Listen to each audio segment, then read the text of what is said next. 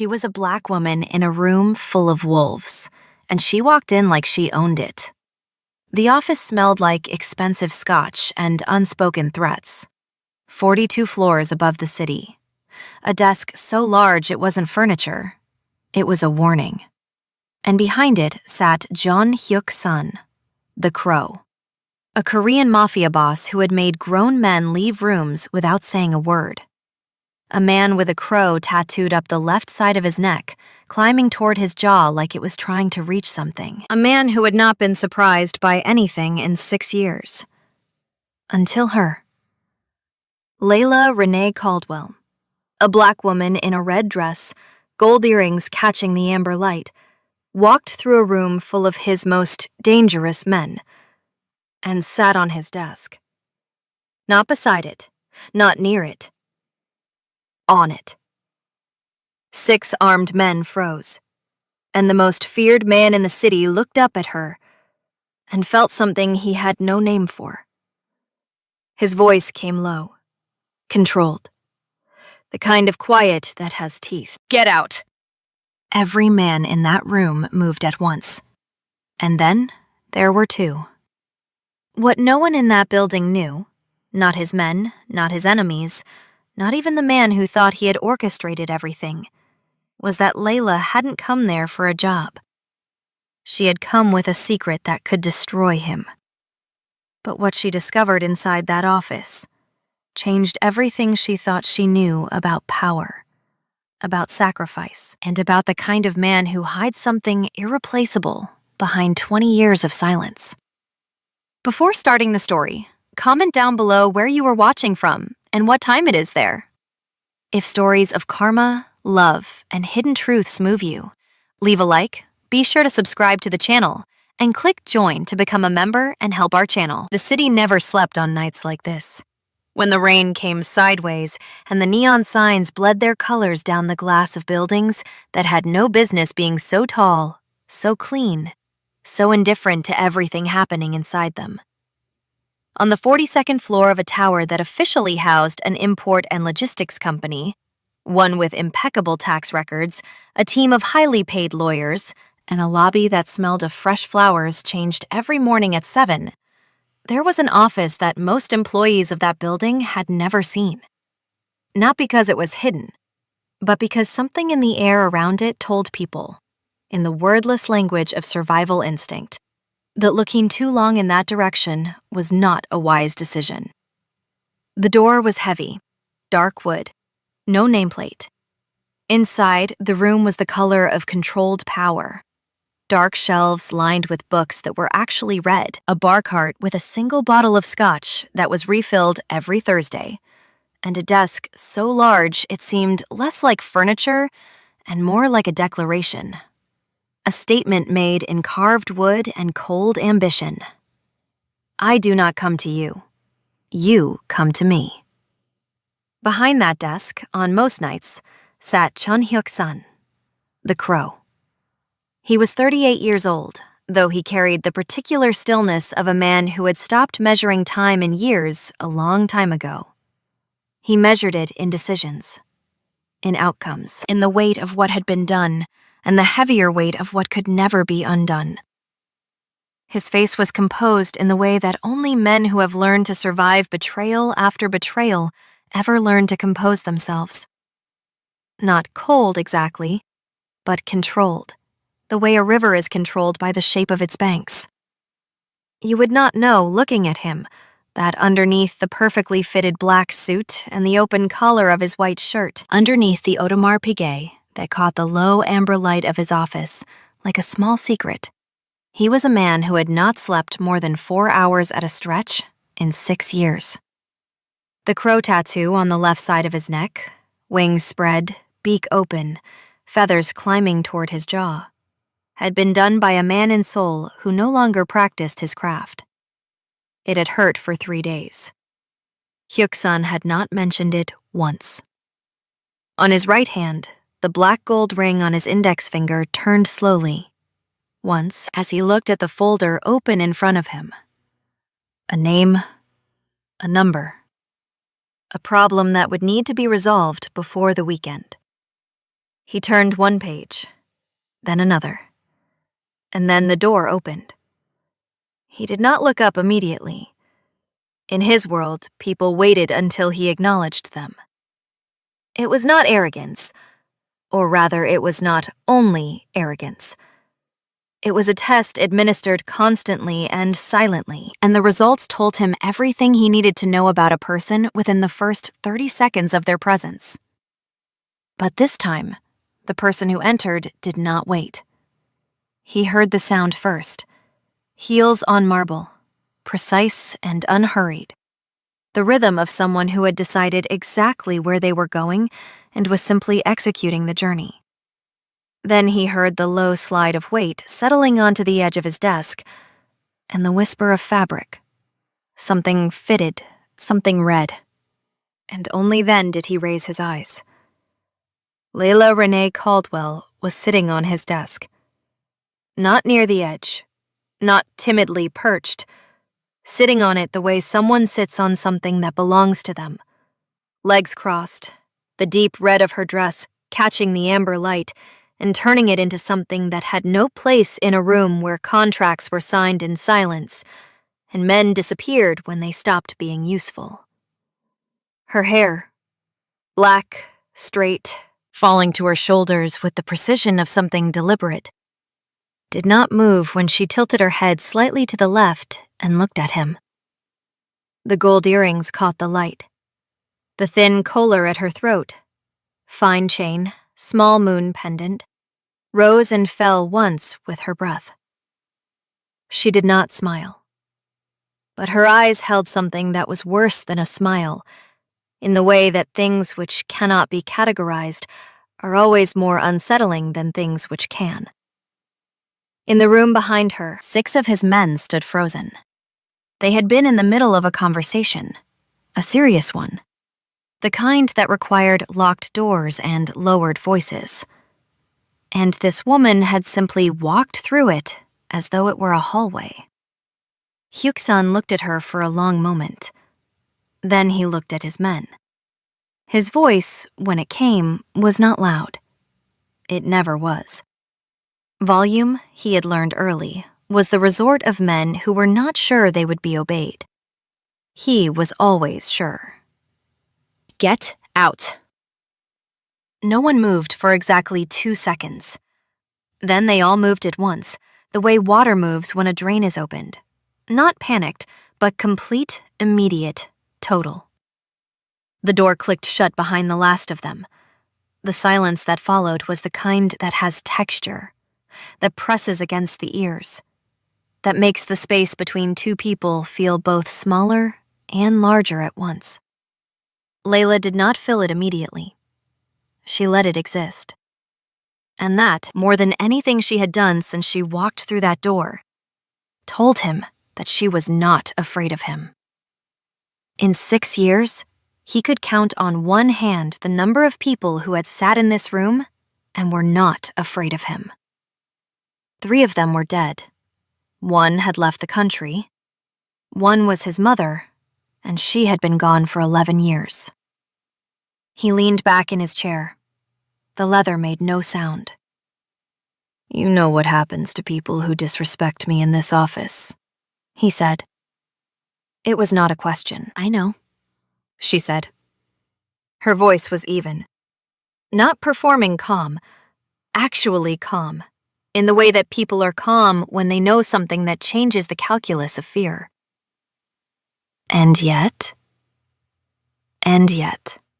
she agreed. She reached beside her.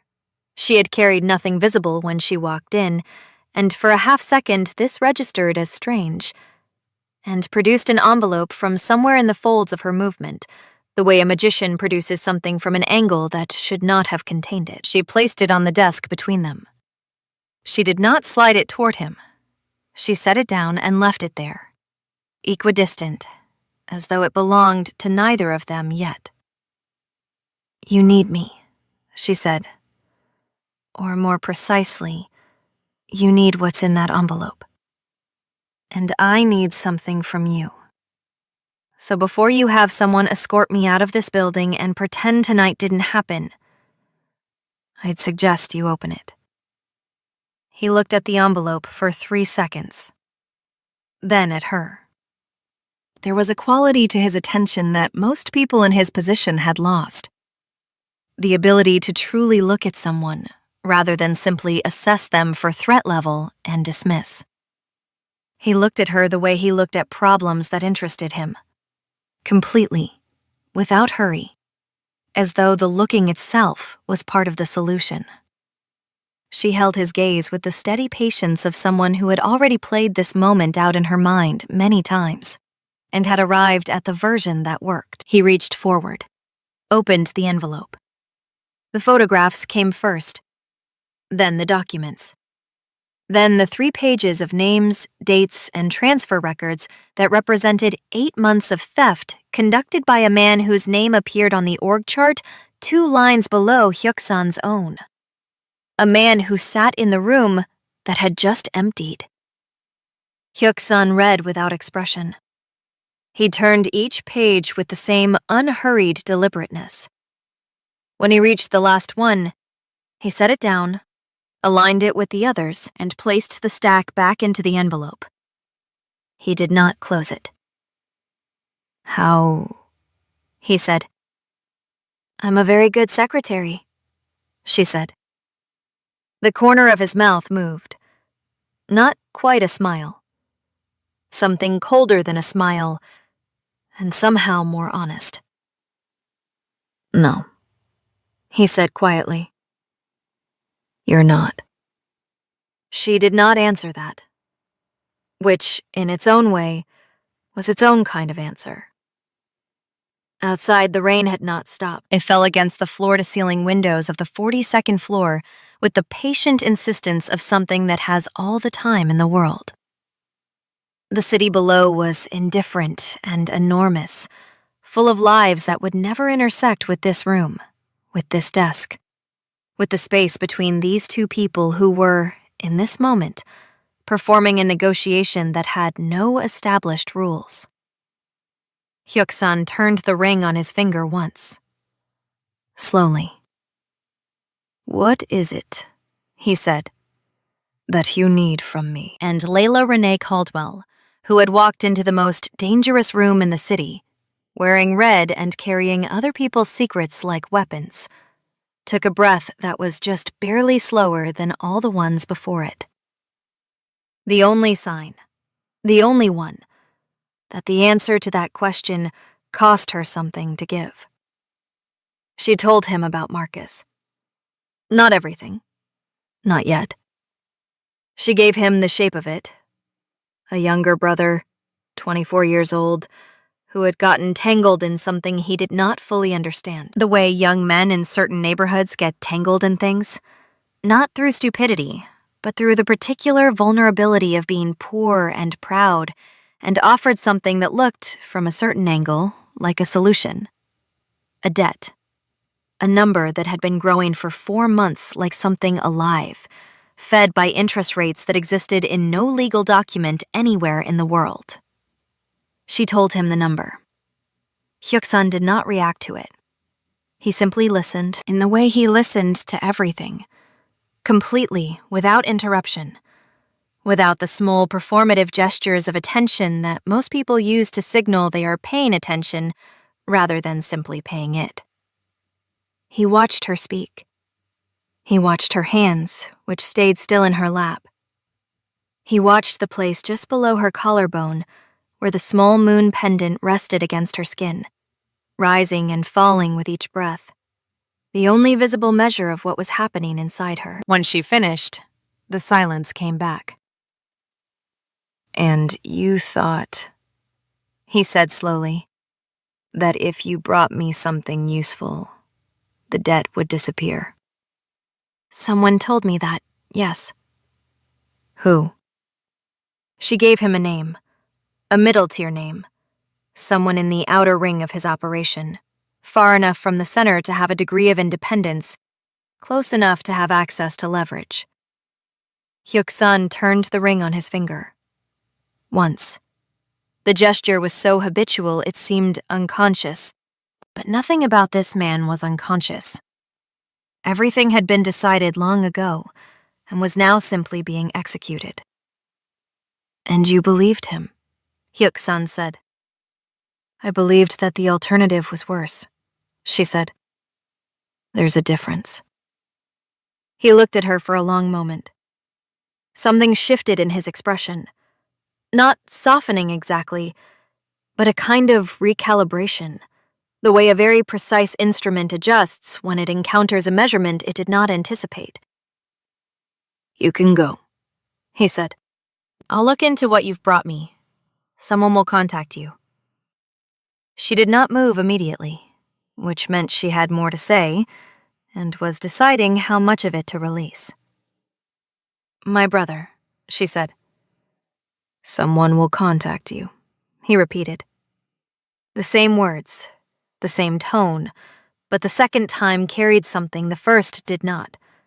Not a reassurance, but something adjacent to it, something that existed in the space where reassurance would have been if this were a different kind of room and these were different kinds of people.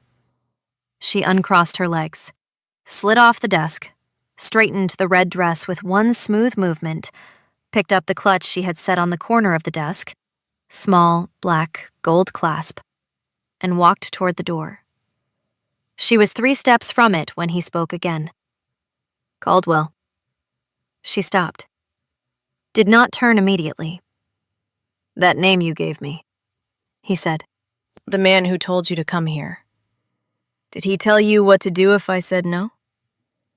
She turned then, and the way she turned told him the answer before she spoke it. A half-second of something moving through her expression that she did not fully catch in time. "He told me you wouldn't say no," she said. Hyuk-sun nodded once. Slowly, as though something had just confirmed itself.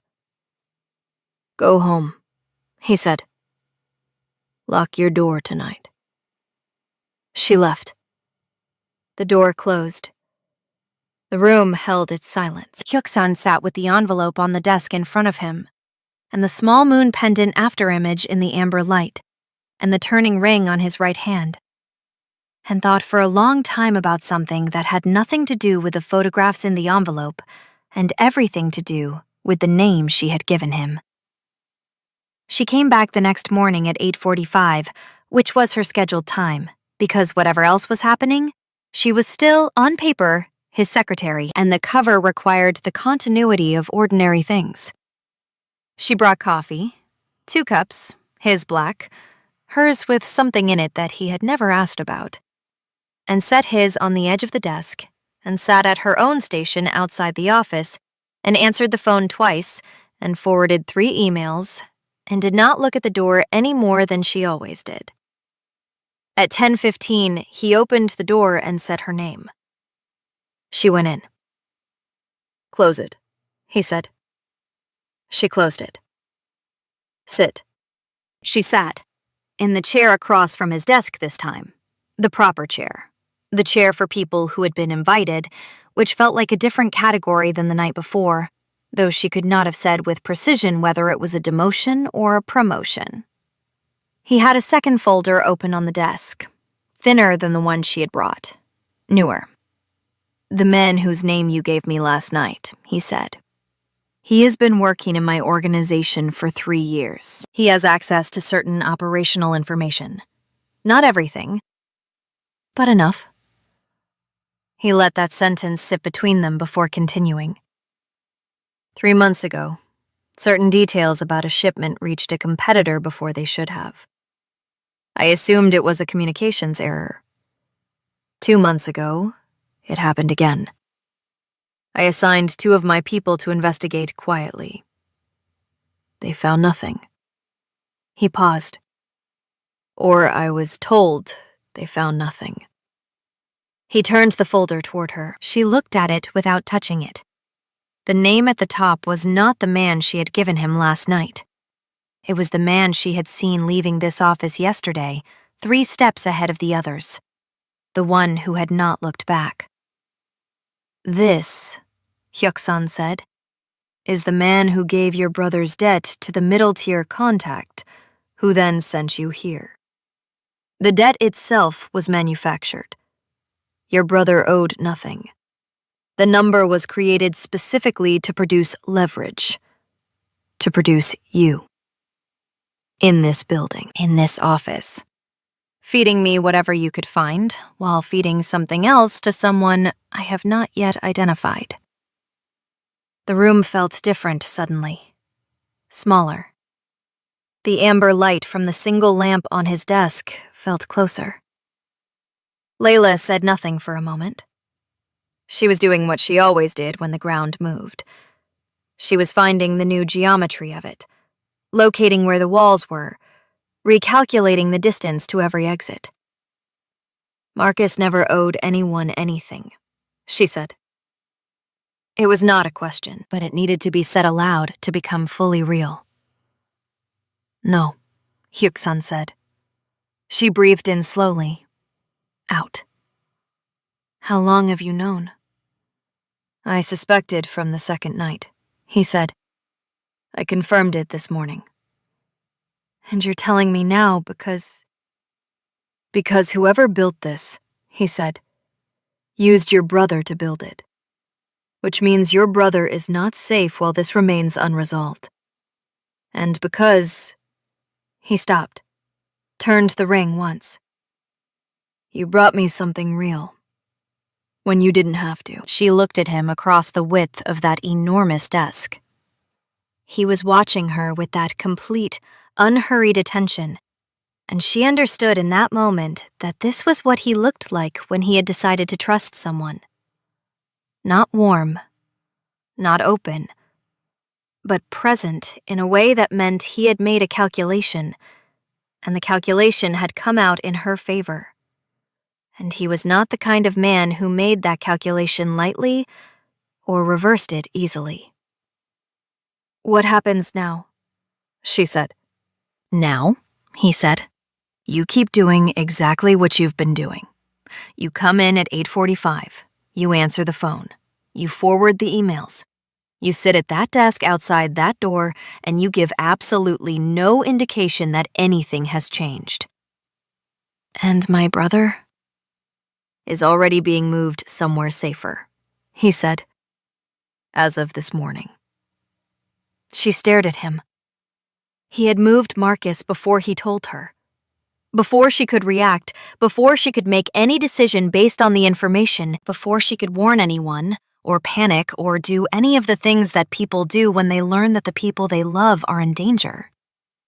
He had simply handled it, quietly, the way he handled everything. She did not know whether to be grateful or frightened by that. She suspected the correct answer was both. Why? She said, and the word was smaller than she intended. He looked at her for a long moment. Outside the rain-cleaned windows, the city moved in its enormous, indifferent way, full of ordinary Tuesday morning business, people carrying coffee and hailing taxis, and having arguments about small things. Because someone is trying to destroy something I've spent 20 years building, he said. And they were careless enough to use someone who had no idea what they were being used for. That kind of carelessness, he paused, tends to make me protective of the person who was used. Especially, he said, and here something moved in his voice that had not been there before, something controlled, but not entirely. When that person walked into my office in a red dress and sat on my desk rather than run. Layla Renee Caldwell had been prepared for many versions of this conversation. She had run them in her mind for weeks. The version where he threw her out, the version where he had her followed, the version where he was exactly what everyone said he was, and this ended the way things ended when you got too close to men like him. She had not been prepared for this version. She had not been prepared for the way his voice sounded when he said the word protective, carrying it carefully, like something he was not entirely used to the weight of. She looked down at the thin folder still open on the desk, at the name at the top, at the chain of decisions that had been made by someone, somewhere, to put her in this room, at this desk, across from this man, and how that chain, designed to be a weapon against him, had instead produced something neither of them had been asked to want, and neither of them had quite managed to prevent. "When does it end?" she said. "Soon," he said. It was the closest thing to a promise she had ever heard him make. The days that followed had the particular quality of a held breath. Layla came in every morning at 8:45. She set his coffee on the edge of the desk. She answered the phone. She forwarded the emails. She sat at the station outside his office with the posture of someone who had nothing to hide and the interior of someone who was hiding everything. And she performed the ordinary choreography of her role with the precision of a woman who understood that the most dangerous thing she could do right now was appear to be anything other than exactly what her employment contract said she was. She was very good at this. She had always been very good at this, at the performance of normalcy under pressure, at the particular discipline of keeping her face arranged in expressions that corresponded to the situation rather than to what was actually moving through her at any given moment.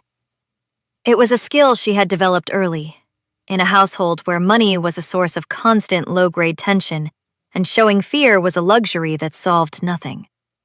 Marcus had never learned it. He felt everything on the surface, her brother. Joy and anger and worry all arriving immediately on his face, like weather on an open field. It was one of the things she loved most about him, and one of the things that had, ultimately, made him easy to use. She thought about him every morning on the elevator ride up to the 42nd floor. She thought about where he was now. Somewhere safer, Hyuk-san had said, and she had learned in the days since that somewhere safer meant a specific apartment in a building 3 neighborhoods away, with a man she had never met stationed at the end of the hall, and that Marcus had been told only that a friend of a friend had arranged it temporarily, and that he should stay put and not ask questions. Marcus, to his credit, had not asked many questions. He had always trusted her instincts, even when he did not understand them. She had not told him anything. Not yet. There was nothing to tell that would not make things worse. On the 4th day, the man whose name sat at the top of Hyuk-san's thin folder, the one who had been in this office the night she sat on the desk, the one who had not looked back when he left, stopped by her station in the morning and asked her, with a smile that reached everywhere except his eyes, whether she had managed to settle in comfortably, whether she found the role manageable, whether there was anything she needed. She smiled back with equal warmth and equal depth, which was to say, none. "Everything is perfect," she said. "Thank you for asking." He nodded. His eyes moved to the closed door of Hyuk-san's office for exactly 1 second, then back to her. "He can be difficult to work for," the man said, with the practiced casualness of someone delivering a message inside a sentence. "If you ever find the environment challenging, there are people who understand that. People who can make things easier." "I'll keep that in mind," she said. He left. She waited until the elevator doors had closed behind him before she allowed herself a single slow breath through her nose. Then she picked up her phone, typed 4 words in a message thread that looked, to anyone who might be reviewing her communications, like a conversation with a dry cleaning service, and sent it. 40 minutes later, Hyuk-san opened his office door and said her name. She went in. "Close the door." "He approached you," Hyuk-san said. It was not a question. "This morning. He was careful about it. Indirect." "What exactly did he say?" She repeated it word for word. She had a good memory, the kind that recorded not just content, but cadence, the specific order of words, the pauses. Hyuk-san listened without moving. When she finished, he stood and walked to the window. He stood with his back to her for a long moment, looking at the city, the black of his suit absorbing the morning light, while the crow on his neck faced the glass. He's exhilarating, Hyuk-sun said, to the window more than to her. Whatever the timeline was, he's moved it forward. He made contact with you because something changed, something he didn't expect. You, she said. He turned, a question on his face that he did not ask aloud. You moved Marcus, she said. Quietly, without going through normal channels. He would have noticed the absence of certain information from people who are supposed to feed it to him. He would have known you moved independently. That told him something shifted. Hyuk-sun looked at her for a moment, with that complete, recalibrating attention. You think clearly under pressure, he said. I think clearly always, she said. The pressure just makes it more visible. Something moved at the corner of his mouth. That same, not quite smile. But it stayed longer this time. He moved back toward the desk, sat, picked up the black gold ring that he had set on the desk's surface. She had not noticed him remove it, which meant she had not been watching his hands as carefully as she thought, and put it back on his index finger. Tonight, he said, I'm going to do something that will look, to anyone watching, like a routine meeting. A dinner. There are 2 other people who will be there. You will also be there. She waited. Not as my secretary, he said. As someone I brought because I wanted to. Someone I trust. The word trust in his mouth had the weight of something that had been carried a long distance. You're using me as a signal, she said. I'm using the fact that he already approached you, Hyuk-sun said. He thinks you're available to be turned. I want him to believe he's succeeding. I want him comfortable enough to move. And what happens when he moves? Then it ends, he said. The same 2 words as before, but closer now, less abstract. She looked at him across the desk, the amber light, the bottle of scotch on the cart that was never offered, but always present, the books on the dark shelves that were actually read, the man behind the desk who had been built by years of surviving decisions made in rooms that smelled like this one, and who sat in that particular stillness of his and watched her with something in his eyes that his voice had not yet been given permission to say. What do I need to do? She said. The restaurant was the kind of place that did not advertise.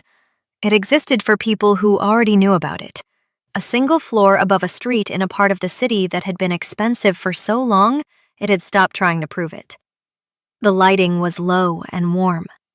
The tables were set far enough apart that conversations did not carry.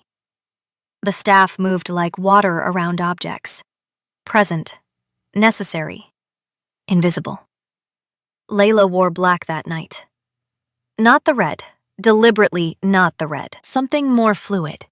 A dress that moved when she moved, with a neckline that made a different kind of statement than the power of the red had made.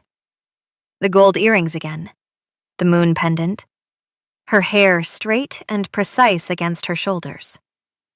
She arrived with Hyuk-sun, which meant she arrived in the back seat of a black car that stopped exactly where it intended to stop, and she was helped out by a man whose suit did not quite conceal the shape of what was beneath it. And she walked beside Hyuk-sun into the restaurant with the composed ease of someone who had done this before, which she had not, but which she was performing well enough that the distinction did not matter.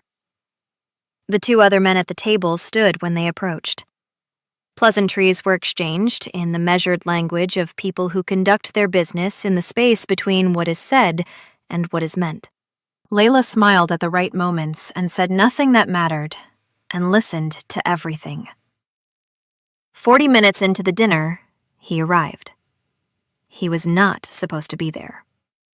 That was clear from the half-second of recalibration that moved through Hyuk-sun's face, gone so quickly that only someone who had been studying that face for weeks would have caught it. He had been expected, but not this early. Not before the other two men had left. He sat down with the smoothness of a man who had been practicing his entrance, ordered something from the passing server without looking at the menu, and turned his attention to Layla with a warmth that was constructed so carefully it almost looked real. "I didn't know you'd be joining tonight," he said to her. "Last-minute invitation," she said, and looked at Hyuk-san with an expression she had prepared for exactly this moment. A look of uncomplicated warmth, of ease, of a woman who was exactly where she wanted to be and had no other agenda in the world. She felt Hyuk-san's hand settle at the back of her chair, not touching her, simply there. The gesture of a man making a statement in the language men like him used for statements. The man across the table read it. She saw him read it. She saw the small adjustment behind his eyes, the recalculation, the update to whatever map he was operating from. And she saw, underneath that, the thing he could not fully suppress. Irritation. The irritation of a plan encountering a variable it had not accounted for. She picked up her glass and sipped and set it down and smiled at something one of the other men said.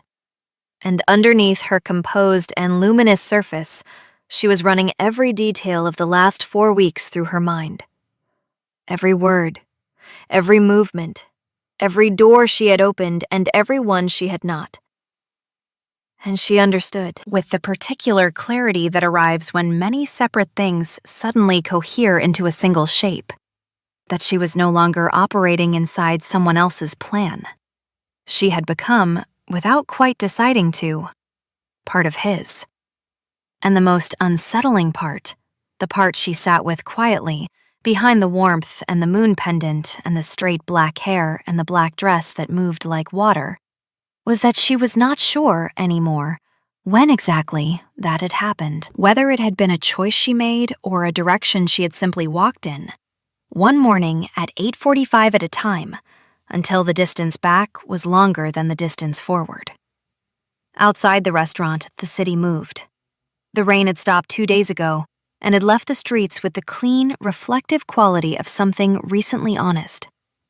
Somewhere 3 neighborhoods away, her brother was in a safe apartment, watching something on a screen, and not knowing how many invisible decisions had been made on his behalf by people he had never met.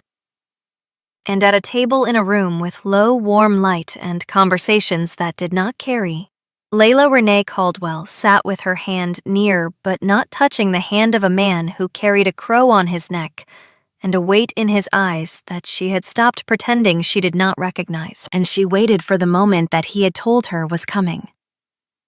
Soon, he had said. She was beginning to understand what that word cost him to mean. It happened on a Thursday. Not dramatically, not with the kind of visible rupture that announces itself. No raised voices in hallways, no sudden convergence of black cars outside the building. No moment that a passerby on the street below would have noticed and remembered later. It happened the way the most consequential things in that world always happened. Quietly, completely, and with a finality that left no surface disturbed. Layla knew it was Thursday because Thursday was when the scotch was refilled. She had noticed this in her second week. The same man, same time, 11 in the morning, arriving with a cloth bag and leaving with the previous bottle wrapped inside it like something being retired with dignity. She had never mentioned noticing it, but she had noticed it. The way she noticed everything in that office, cataloging the rhythms and rituals of a world that ran on precision and pattern. Because worlds that ran on precision and pattern were worlds where deviations meant something.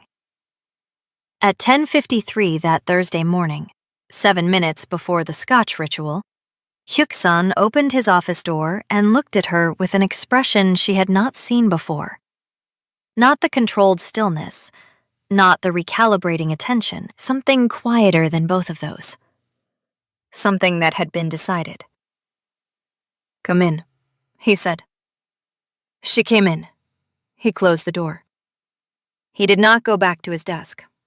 He stood near the window, the city behind him gray and enormous in the late morning light, and he looked at her with that new expression and said, "It's done." She stood very still. "The man from the dinner," he said, "made contact last night with the competitor he has been feeding information to for 8 months. He used a channel that my people had identified 3 days ago and had been monitoring since. The conversation was recorded. This morning, at 7, he was removed from his position. All associated accounts have been frozen. The competitor's operation has been referred to certain parties who will handle the remainder." He said all of this in the same even tone he used for everything. But she heard, underneath it, the particular quality of a man setting something down that had been heavy for a long time. "And Marcus," she said, "is free to go home," Hyuk-san said. "As of this morning. The man who constructed the debt has been dealt with. There is no record of any amount owed. There never was." Layla breathed in, out. She had prepared herself, in the quiet of her own apartment over the past weeks, for many versions of this conclusion. She had prepared for the version where it ended cleanly, and she walked away and returned to whatever her life looked like before this building, and this floor, and this amber-lit room. She had prepared for the version where it did not end cleanly at all, where the complications multiplied rather than resolved. She had prepared, in her most honest moments, for versions that were worse than either of those. She had not prepared, with any particular thoroughness, for the version where she was standing here, and it was over, and the city was gray outside the window, and she did not know, with any certainty she was willing to examine too closely, what she was supposed to feel about leaving. "You should know," Hyuk-san said, and something in his voice made her focus on him completely, "that the person who built the original scheme, who manufactured your brother's debt, who selected you specifically." He paused. The ring turned once on his finger. "He selected you because of your brother, yes, but also because of you. He had you researched. He knew your background, your intelligence, your composure. He believed that if you were placed close to me, you would eventually become useful to him in ways that went beyond information. He believed," he said the next words with a flatness that carried its own particular weight, "that a woman in your position, in this environment, could be made to feel isolated enough to be redirected." The room was very quiet. "He miscalculated," Hyuk-san said. "He did," she said. "On multiple counts," he said. The way he said it made her look at him more carefully. He was still standing near the window, still composed, still carrying that expression she did not have a name for yet, the one that had arrived this morning and had not left. And she understood, looking at him now with the full attention she had been rationing carefully for weeks, that he was not speaking only about the operational miscalculation, that he was speaking about something adjacent to that, something that existed in the same territory but belonged to a different map entirely. She crossed the room, not the whole distance, halfway. "Enough. You moved my brother before you told me," she said. Not an accusation, an observation, the kind that carries a question inside it. "Yes," he said. "You could have told me first. Let me make the decision." "I could have," he agreed. "Why didn't you?" He looked at her for a long moment. Outside, a cloud shifted, and the gray light changed quality, became briefly something closer to silver, and the crow on his neck caught it, and the ring on his hand caught it, and his eyes, which were very dark and very direct, held it. "Because," he said, "if I had told you first, you would have made a decision based on protecting him, And protecting him at that moment required moving him before anyone watching you saw you react to information about him. Which meant I had to move him before you knew. Which meant he stopped. Something moved through his expression. I had to ask you to trust a conclusion I hadn't yet given you the reasoning for. You could have explained that, she said. Yes, he said. I could have. But explaining it would have required telling you that I had already decided I was going to protect him, and telling you that. He paused once more. And this pause was different from all the others. Longer, carrying something in it that he was choosing with visible deliberateness to let through. Required telling you why. And I was not, he said, ready to have that conversation in the middle of an active operation. The silver light held for another moment. Then the cloud moved on, and the gray returned, and the city resumed its ordinary, enormous indifference outside the glass. Layla looked at him, at the man who had built 20 years of survival on the discipline of revealing nothing that could be used against him. At the man who sat alone at 2 a.m, reading letters he never sent. At the man who knew the name of every person who cleaned this building. At the man who had moved her brother to safety before she even knew her brother needed it. And who was standing here now, in the gray Thursday morning light, telling her, in the careful language of a person who had not done this in a very long time, that he had done it because of something that had nothing to do with operational efficiency. Are you ready now? She said quietly. He looked at her, and for the first time since she had walked into this office in a red dress and sat on his desk and refused to be afraid of him, something in his face relinquished its composure entirely. Not dramatically. Not in the way that composure breaks in films, all at once, loudly. In the way it actually breaks in people who have been holding it for years. Quietly, around the edges first, a loosening, something behind the eyes becoming briefly visible before he could decide whether to let it stay. He let it stay. I have been ready, he said, and his voice was lower than usual, carried differently, since the second night. When you walked back out of here and I sat at this desk for 2 hours and thought about nothing that was in that folder. She closed the remaining distance. She did not reach for him. She simply stood close enough that the space between them stopped being a space and became something else. A presence. A weather. A mutual acknowledgement of everything that had been building in this room for weeks in the amber light and the Thursday Scotch rituals and the 8:45 arrivals and the careful rationing of attention and the moon pendant rising and falling and the ring turning once, slowly, the way a man turns something over in his mind when he is trying to decide whether to put it down. His hand came up and touched the line of her jaw with the restraint of a man who was handling something he understood to be irreplaceable. His thumb moved once across her cheekbone. He looked at her with the full weight of his attention. All of it, not the measured professional portion, but everything.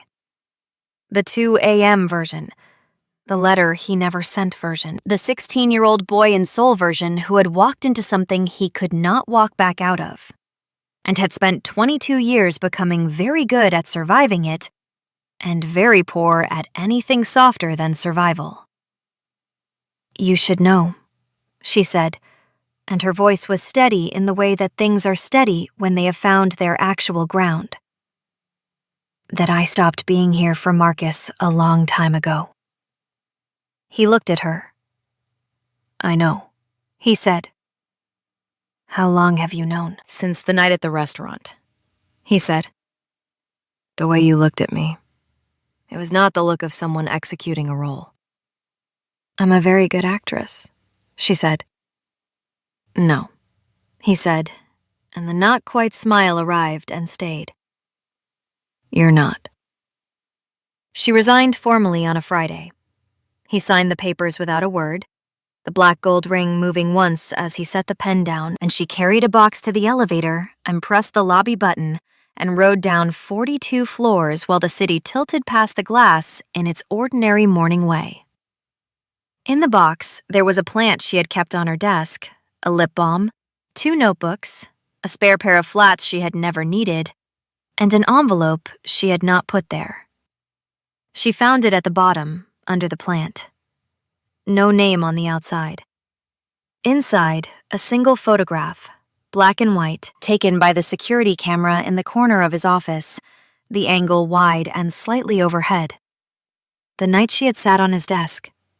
The red dress gone to gray in the monochrome, her hair dark against her shoulders, her posture extraordinary, her face turned toward him with that expression she had believed, at the time, she was controlling.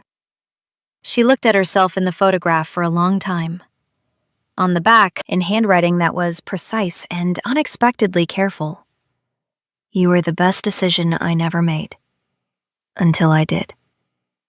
She heard later, through channels that were not official and sources that were not named, that the competitor's operation had collapsed entirely within 6 weeks.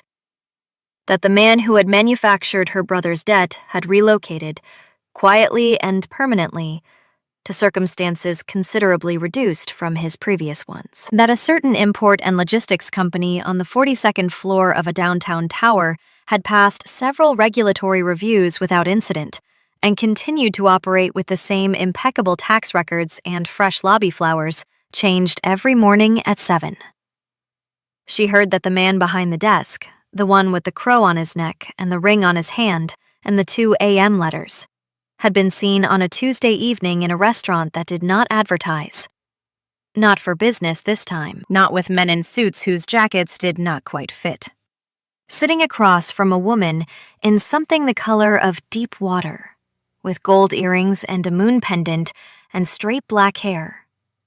And that the way he looked at her across that table was a thing that the server who witnessed it mentioned later to someone she trusted, because some things are too specific to keep entirely to yourself. Marcus never fully understood what had happened. Layla told him only that a situation had resolved itself, that certain people had confirmed the debt was fraudulent, that he owed nothing to anyone and could stop looking over his shoulder. He had questions. She answered the ones she could, and deflected the rest with the particular skill she had always had. And eventually, he let it go, the way younger siblings let things go, when they understand that the full story is being held back for reasons that have nothing to do with distrust, and everything to do with love. He noticed, in the months that followed, that she seemed different. Not happier exactly, or not only happier, more settled, more located in herself. Like someone who had walked a long distance in uncertain terrain and had arrived somewhere that turned out, against reasonable expectation, to be exactly right. He did not ask. She did not explain. Some distances close in ways that cannot be narrated, only inhabited. And in a city that never quite slept, on a floor 42 stories above the ordinary indifferent world, a bottle of scotch was refilled every Thursday at 11 in the morning, and a single lamp burned amber in an office with dark shelves and a heavy door with no nameplate, and a man who had spent 22 years being very good at surviving and very poor at anything softer, sat at a desk large enough to be a declaration and read, sometimes, a letter he had finally, on one particular Friday, decided to send. If this story moved you, stop for a moment and reflect. Have you ever walked into a room where everything was designed to make you feel small, and chose to sit down anyway, not out of recklessness, but because you knew your own worth even when no one else did yet? Have you ever sacrificed your own safety for someone you love, only to discover that someone else was already quietly protecting both of you, without asking for anything in return? And have you ever misjudged a person completely? Decided who they were before they had the chance to show you? only to realize, too late or just in time, that the most dangerous people are sometimes the ones most capable of an unexpected and absolute loyalty? Tell us your experiences and feelings in the comments. We read them all. And if you believe in stories about courage, hidden truth, and redemption, leave a like, be sure to subscribe to the channel, and click join to become a part of our community and help the channel.